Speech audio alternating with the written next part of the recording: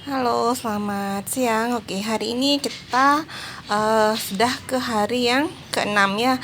Jadi di sini saya akan jelaskan tentang pentingnya protein dan juga pemantauan gitu ya. Jadi bagaimana sih caranya turun berat badan yang sehat, teman-teman? Sebenarnya turun berat badan itu gampang sekali ya. Kita mengurangin makan, habis itu kita turun berat badan, habis itu kita sakit, kita juga turun berat badan kayak gitu. Jadi cuman apakah kita yang perlu kita tahu adalah apakah turun berat badan kita itu benar atau salah gitu ya, atau kita bisa bilang sehat atau tidak sehat. Nah, di sini kita akan mendapatkan pemahaman bagaimana sih caranya turun berat badan yang sehat gitu ya. Oke, tubuh kita itu terdiri dari otot, habis itu air dan juga lemak. Jadi tiga elemen ini sangat mempengaruhi tentang penampilan kita.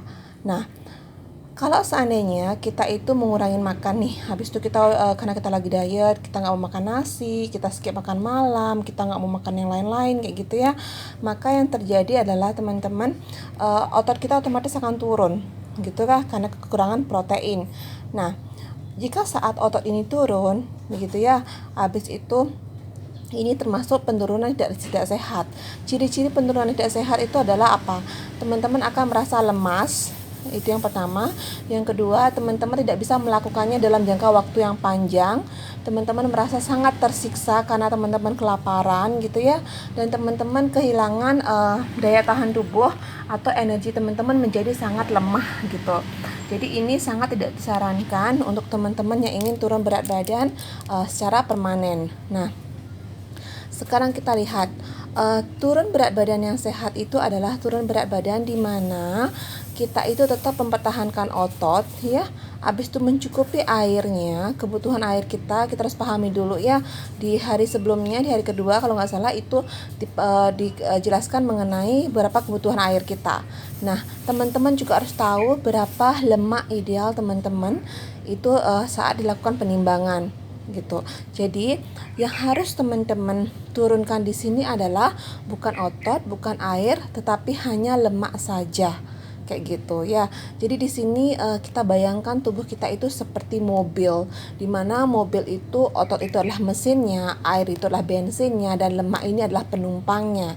Jika seandainya teman-teman pingin nih mobilnya itu geras gitu ya, bagus jalannya, yang pasti teman-teman perhatikan itu adalah bagaimana memperbaiki mesinnya atau menjaga mesinnya. Dan mobil tidak akan pernah jalan tanpa adanya air ya. Jadi yang kalau mobil nggak bisa jalan ataupun pas nanjak nggak bisa naik gitu ya karena muatannya yang terlalu banyak, nah yang perlu diturunkan itu adalah penumpangnya, pasirnya ya.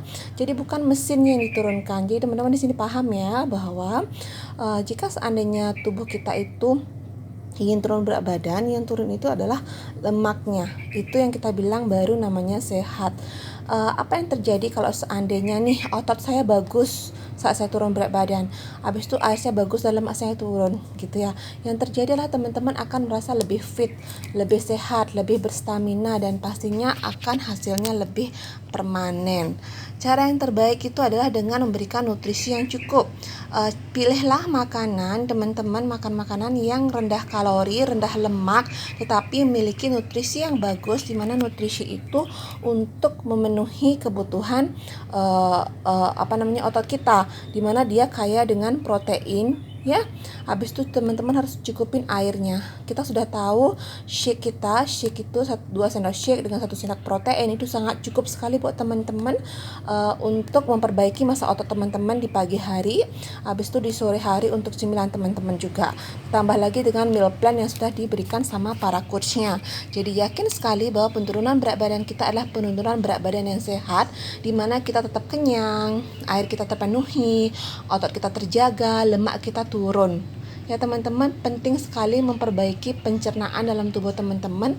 Penting sekali memperhatikan asupan yang masuk ke dalam tubuh teman-teman, tidak hanya dengan mengurangi makanan saja gitu ya. Jadi teman-teman berpikir oke, saya bisa diet deh tanpa Herbalife. Memang bisa turun berat badan, tetapi teman-teman telah memilih turun berat badan yang tidak sehat. Artinya turun 1 kilo naiknya 5 kilo gitu ya. Tapi kalau turun berat badan yang sehat adalah hasilnya lebih permanen.